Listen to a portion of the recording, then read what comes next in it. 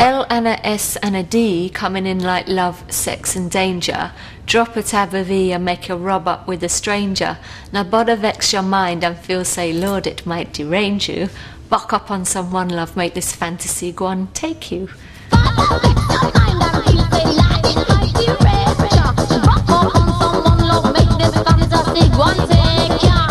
Everything Starts with an E prompted a rapid reaction from Radio 1.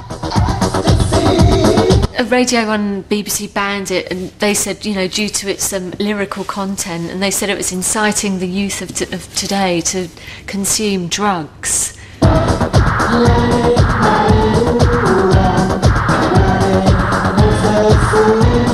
My argument was, you know, it's a kind of social documentary commentary on the situation going on.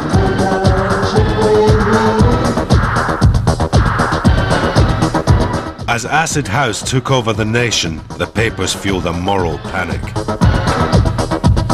These young people, when they came to dance, didn't come with tents. They used to come just in their shirts and their slacks, and the young girls in almost nothing, and they would be laying all over these fields here. The music was deafening. We got Ferris wheels in the main field over there, and all the fairground attractions, plus the music.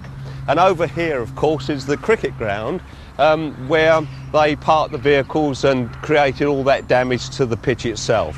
If I was to say that there was about 1,000 people in this village, which was swelled by at least another 20,000 between a Friday evening and a Sunday afternoon, one will get the idea and the perspective of a fairly sleepy, typical English village being turned into almost a dump with drugs, music that carried over 4 miles, people urinating on front lawns, and worse than that, you'll get the picture how villagers felt, how the local parish council felt, and definitely how the greenkeeper of this lovely, lovely cricket ground must have been beside himself.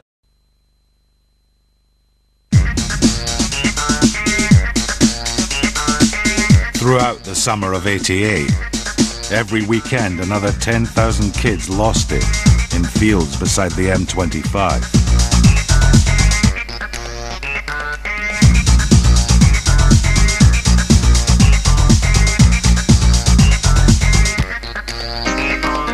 Most of the original people on the scene looked down their noses at that kind of stuff. We used to sort of, you know, coat that scene off terribly. You know, it was all Judge Jules playing 15 gigs a night, and so nothing's changed. I think it carried on the torch of just this kind of innocence and this kind of freedom of expression and not caring about, you know, the rules. It was just a mass money-making thing, you know, controlled by villains. Well, the first big party I ever played at, I saw like big bags of cash and drugs and sawn-off shotguns, but that was just over there, and it was more interesting what was going on over there with like 8,000 day-glow people jumping up and down.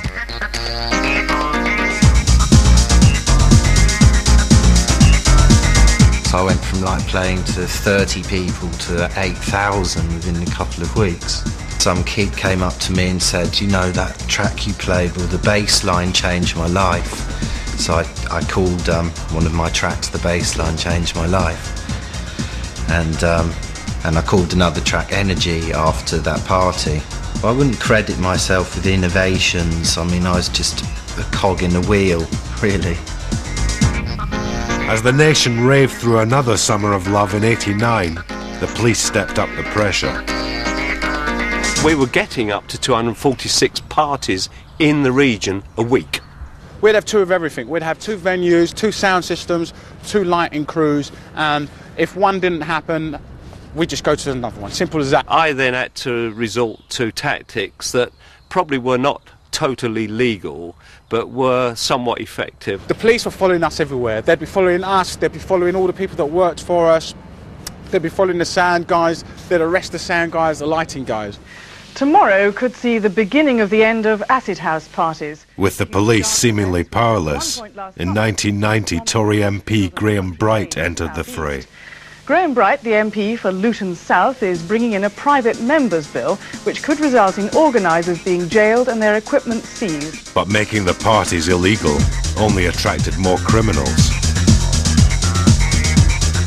I was kidnapped 3 times by 3 different groups. So, I had shotguns in my mouth, and, which was very, very, very scary. On that particular occasion, I've got to admit, I cried my eyes out. I think in a way we failed because we drove it underground. And when we drove it underground, there was far more dangers, and there was far more thuggery, and there was extortion. We're only trying to do some parties, and that's what I would say to them. We're only trying to do some parties, man. It's no big deal.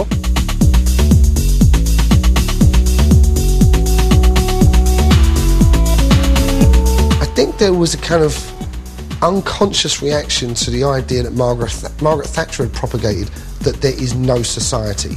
And I think people created their own societies unwittingly in defiance of that statement. It's great to see how it kind of broke down all social barriers, but racial barriers as well, in the sense of, we wanted to dance to one kick drum and this is it, bang.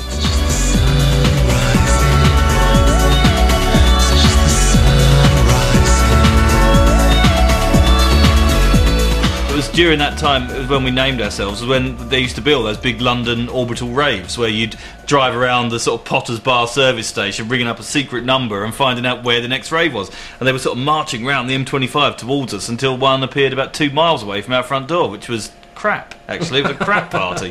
Absolute rubbish in a big cow tunnel.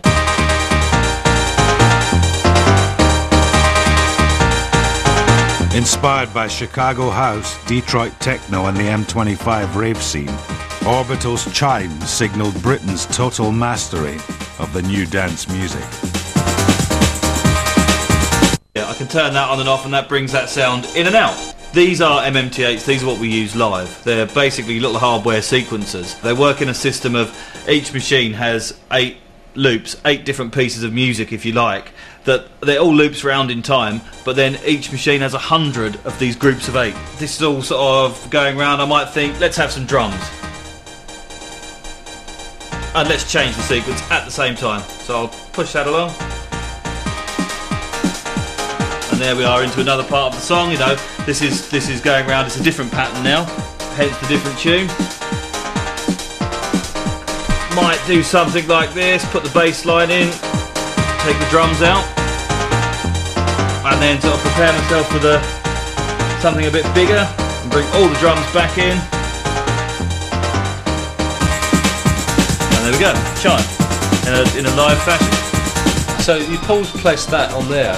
He's got the sampler playing that, and I've got the mixing desk, and you can then, you can mess around with the sound. Sort of played it to Jazzy M, and his eyes nearly popped out of his head. It was quite unique, and it was a unique sounding tune. It had all the kind of acidy twitterings in it, reverse strings. Matt, it was just a great record, very, very original.